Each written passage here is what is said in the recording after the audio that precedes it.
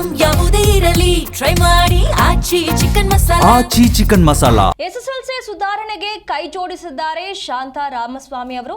ಮಕ್ಕಳ ಶೈಕ್ಷಣಿಕ ಪ್ರಗತಿಗೆ ಶಾಂತಾ ರಾಮಸ್ವಾಮಿ ಅವರು ಸಹಕಾರವನ್ನ ನೀಡುತ್ತಿದ್ದಾರೆ. ವಿದ್ಯಾರ್ಥಿಗಳಿಗೆ ಮಿತ್ರ ಉಚಿತವಾಗಿ ನೀಡೋ ಮೂಲಕ ಪ್ರೋತ್ಸಾಹವನ್ನ ನೀಡುತ್ತಾ ಇರುವಂತದ್ದು.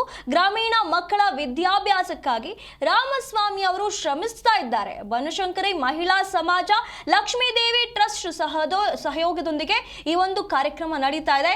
ಕಲಿಕೆಗೆ ಪ್ರೋತ್ಸಾಹ ಕೊಡೋದಾಗಿ ರಾಮಸ್ವಾಮಿ ಅವರು ಹೇಳಿಕೆಯನ್ನ ನೀಡಿದ್ದಾರೆ. ವಿದ್ಯಾರ್ಥಿಗಳ ಜೀವನದಲ್ಲಿ ಎಸ್ಎಸ್ಎಲ್ಸಿ ಪ್ರಮುಖ ಘಟಕ ಆಗಿರುವಂತದ್ದು. ಬಡ ಮಕ್ಕಳನ್ನ ಜಿಲ್ಲೆಗಳಲ್ಲಿ ಆಯ್ಕೆ ಮಾಡಿ ಬನಶಂಕರಿ ಮಹಿಳಾ ಸಮಾಜ ಲಕ್ಷ್ಮೀದೇವಿ ಟ್ರಸ್ಟ್ ಸಹಯೋಗದೊಂದಿಗೆ ಈ ಒಂದು ಮಕ್ಕಳಿಗೆ ಸಾಥ್ ನೀಡುವಂತ ಕೆಲಸವನ್ನ ನೀಡಲಾಗ್ತಾ ಇದೆ ಅನ್ನುವಂತ ಮಾಹಿತಿ ಬರ್ತಾ ಇರುವಂತದ್ದು. ಈ ಒಂದು ಟ್ರಸ್ಟ್ ನ ಸಹಯೋಗದೊಂದಿಗೆ ನಡೀತಾ ಇರುವಂತಹ ಈ ಒಂದು ಕಾರ್ಯಕ್ರಮದ ಬಗ್ಗೆ ಏನು ಮಾತನಾಡಿದ್ದಾರೆ ನಮ್ಮ ಪ್ರತಿನಿಧಿಯ ಜೊತೆಗೆ ಇದರ ಬಗ್ಗೆ ಮಾಹಿತಿಯನ್ನ ಹಂಚಿಕೊಂಡಿದ್ದಾರೆ. ಏನು ಹೇಳಿದ್ದಾರೆ ನೋಡ್ಕೊಂಡು ಬರೋಣ ಬನ್ನಿ. ಈ ಬಾರಿಯ SSLC ಫಲಿತಾಂಶ ಬಹಳಷ್ಟು ಚೆನ್ನಾಗಿ ಬಂದಿರುವಂಥದ್ದು. ಆ SSLC ಫಲಿತಾಂಶ ಚೆನ್ನಾಗಿ ಬರೋದಕ್ಕೆ ಈ ಮಹಿಳೆ ಕೂಡ ಒಂದು ಕಾರಣ ಅಂತ ಹೇಳ್ಬೋದು. ಬಡ ಮಕ್ಕಳಿಗೆ ಬಹಳಷ್ಟು ಒಂದು ಸಹಾಯಕ ಮಾಡಿದ್ದಾರೆ. ಸೊ ಶಾಂತಾರಾಮಸ್ವಾಮಿ ನಮ್ಮ ಜೊತೆ ಇದ್ದಾರೆ, ಬನ್ನಿ ಮಾತಾಡುವ. ಮ್ಯಾಮ್, ಈಗಾಗಲೇ SSLC ರಿಸಲ್ಟ್ ಬಂದಿದೆ. ಸೊ ಜಿಲ್ಲೆಗಳಲ್ಲಾಗಿರ್ಬೋದು ಬಹುತೇಕ ಕಡೆಗಳಲ್ಲಿ ಒಳ್ಳೆ ಪರ್ಸೆಂಟೇಜ್ ಬಂದಿರುವಂಥದ್ದು. ಸೊ ಬಡ ಮಕ್ಕಳಾಗಿರ್ಬೋದು, ನೀವು ಬಹುತೇಕ ಮಕ್ಕಳಿಗೆ ವಿದ್ಯಾರ್ಥಿ ಮಿತ್ರ ಅನ್ನೋ ಒಂದು ಪೇಪರನ್ನು ಕೊಡೋ ಮೂಲಕ ಆ ಮಕ್ಕಳಿಗೆ ಜನರಲ್ ನಾಲೆಜನ್ನು ಬೆಳೆಸಿದ್ರೆ ಏನು ಹೇಳ್ತೀರಾ? ಎಷ್ಟು ಖುಷಿ ಆಗ್ತಿದೆ? ಅಲ್ಲ, ನನಗೆ ತುಂಬ ಖುಷಿ ಆಗ್ತಾ ಇದೆ. ಯಾವಾಗಲೂ 30-40% ಬರ್ತಾಯಿತ್ತು. ಆಮೇಲೆ ನಾವು ಹೋದ ಮೇಲೆ ಸುಮಾರು 10-15 ವರ್ಷದ ಹಿಂದೆ ನಾವು ಹೋಗಿ ಸುಮಾರು ಮಕ್ಕಳಿಗೆ ಬುಕ್ಸ್ ಇರ್ಬೋದು, ಕಂಪ್ಯೂಟರ್ಗಳಿರ್ಬೋದು, ಲ್ಯಾಪ್ಟಾಪ್ಗಳಿರ್ಬೋದು, ಆಮೇಲೆ ಮಕ್ಕಳಿಗೆ ಆಟ ಆಡ್ತಕ್ಕಂಥ ಕಲಿಕೆ ಸಾಮಾನುಗಳಿರ್ಬೋದು, ಅದಲ್ಲದೆ ಇನ್ನೂ ಹೆಚ್ಚಿನ ರೀತಿಯಲ್ಲಿ ಮಕ್ಕಳಿಗೆ ಕಲಿಕೆ ಸಾಮಾನುಗಳಂಥದ್ದನ್ನು ಸಬ್ಮಿಟ್ ಮಾಡಿದ್ದೀವಿ ನಾವು. ಇದರಿಂದ ಮಕ್ಕಳು ಉನ್ನತ ಮಟ್ಟದಲ್ಲಿ ಮೇಲೆ ಬರ್ತಾಯಿದ್ರು. 50ರಿಂದ 60ಕ್ಕೆ ಬಂತು.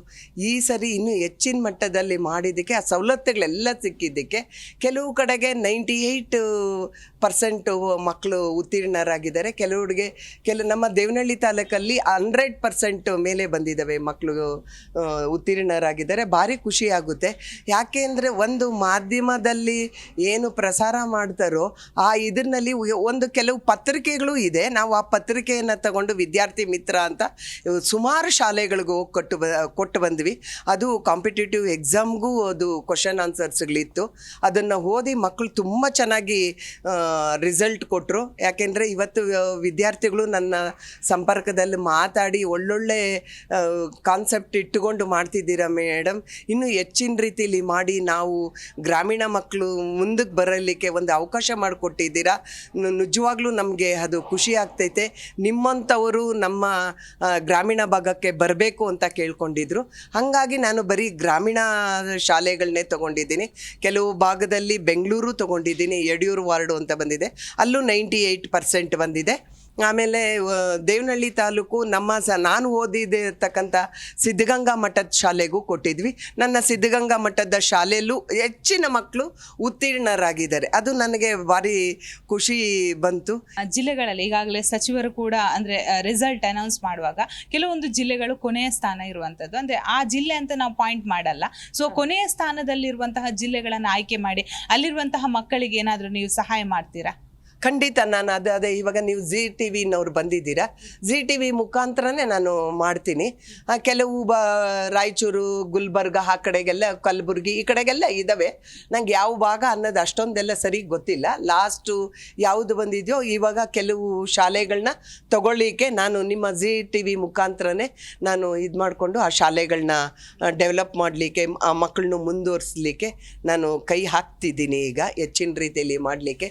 ಯಾಕೆಂದರೆ ನಮಗೆ ಒಳ್ಳೆ ಪರ್ಸೆಂಟೇಜು ಮಕ್ಕಳದ್ದು ಬಂದಿರೋದ್ರಿಂದ ಎಲ್ಲ ನಮ್ಮ ಮಹಿಳಾ ಮಣಿಯರುಗಳೆಲ್ಲರೂ ಹೇಳ್ತಿದ್ದಾರೆ, 2 ಸಂಸ್ಥೆಯಿಂದನೂ ಅಷ್ಟೇ, ಅವರುಗಳು ಇನ್ನೂ ಹೆಚ್ಚಿನ ರೀತಿಯಲ್ಲಿ ಮಾಡೋಣ ಆಂಟಿ, ಎಲ್ಲ ನಾವೆಲ್ಲ ಇದ್ದೀವಿ, ಮುನ್ನುಗ್ಗೋಣ, ಮಕ್ಕಳನ್ನ ಇನ್ನೂ ಹೆಚ್ಚಿನ ರೀತಿಯಲ್ಲಿ ಅವರಿಗೆ ಪ್ರೋತ್ಸಾಹ ಮಾಡೋಣ ಅಂತ ಹೇಳಿ ಎಲ್ಲರೂ ಹೇಳಿದ್ದಾರೆ. ಅದನ್ನು ಇವಾಗ ಹೆಚ್ಚಿನ ಮಟ್ಟದಲ್ಲಿ ಇನ್ನು ಅದನ್ನು ಗುಲ್ಬರ್ಗ, ರಾಯಚೂರು, ಕಲಬುರ್ಗಿ ಈ ಥರ ಗ್ರಾಮೀಣ ಭಾಗದ ಮಕ್ಕಳನ್ನ ಬೆಳೆಸಲಿಕ್ಕೆ ನಾವು ಒಂದು ಕೈ ಹಾಕ್ತಿದ್ದೀವಿ.